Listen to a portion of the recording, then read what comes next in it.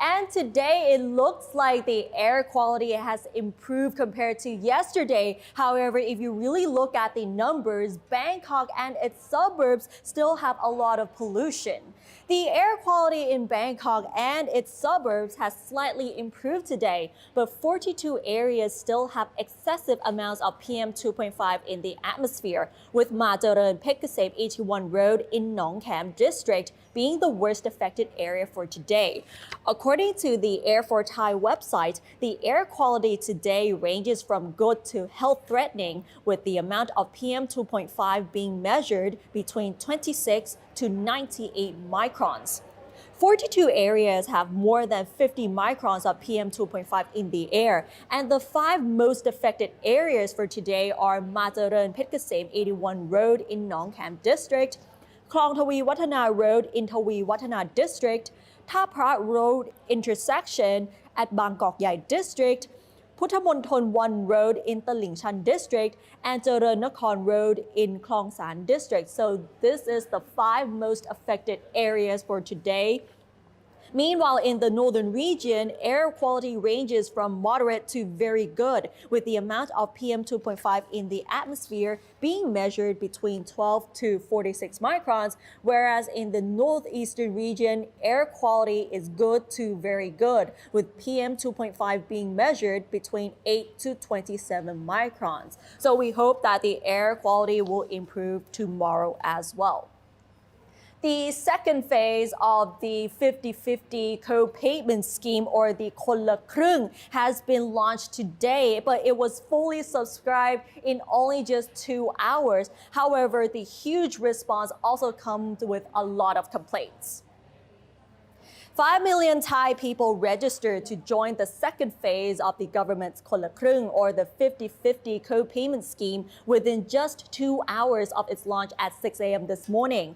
However, many complaints have been lodged with the Ministry of Finance by applicants who encountered problems while registering online, causing their registration to fail, thus losing their opportunity to benefit from the scheme, initiated by the Finance Ministry to boost consumer spending. An informed source at the Finance Ministry said today that they have demanded an explanation from the state-run Krung Thai Bank, which has been responsible for the implementation of the scheme since the launch of the first phase a few months ago. The scheme has proved to be very popular among consumers as well as small retailers such as hawkers and small entrepreneurs. 10 million consumers have so far joined the scheme. Each registered applicant will receive 3,000 baht wired into their Baotang bank account to be spent at not more than 150 baht per day in 3 months. Half of the cost of the spending by consumers will be borne by the taxpayer via the Krung Thai Bank. The cabinet recently agreed to give 3,500 baht to new registrants in the second phase and add another 500 baht for previous applicants in order to boost consumption. Most of the complaints this morning concerned the delay in confirmation of the registration after the applicants entered information through their smartphones, which was so long that the connection was lost, forcing them to apply again. The source said that Krung Thai Bank later explained that the problem was not with the computer network handling the applications, but with the mobile phone provider. The bank said that the phone provider might not have been well enough prepared to cope with such a huge surge in calls at the same time, disrupting the message system. It was also reported that a number of people who joined the first phase of the scheme have complained that they could not use the Baotang application to activate the online spending. And just so you know, these are the stories we've also been following today. Thailand reported 15 new cases of COVID-19 among arrivals from abroad in state quarantine, including 3 cases linked to Taki Lek, which were reported yesterday in Chiang Rai province.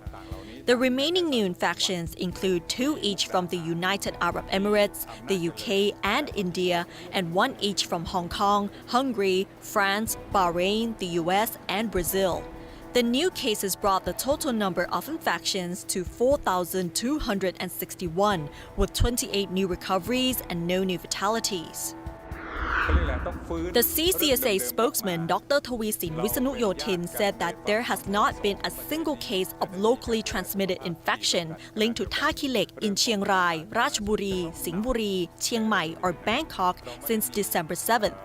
If there are no new locally transmitted cases within 14 days, he said that Thailand can be described as safe from COVID-19, except in the quarantine facilities. Meanwhile, health investigators have found the virus which causes COVID-19 on door handles at an alternative state quarantine facility and suspect that this could be the source of a cluster of infections among Thai medics working there.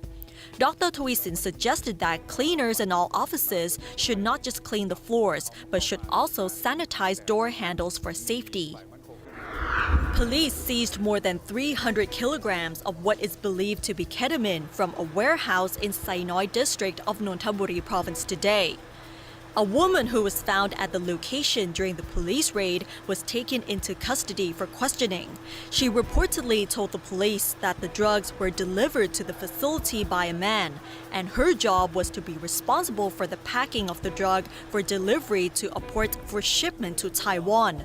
The seized drugs will have to be sent for laboratory tests to confirm that it is ketamine and to avoid a repeat of a similar drug raid at a warehouse in Chachoengsao province last month, in which 12 tons of what was believed to be ketamine were later confirmed to be calcium carbonate and trisodium phosphate, a chemical which is used as a food additive and cleaning agent.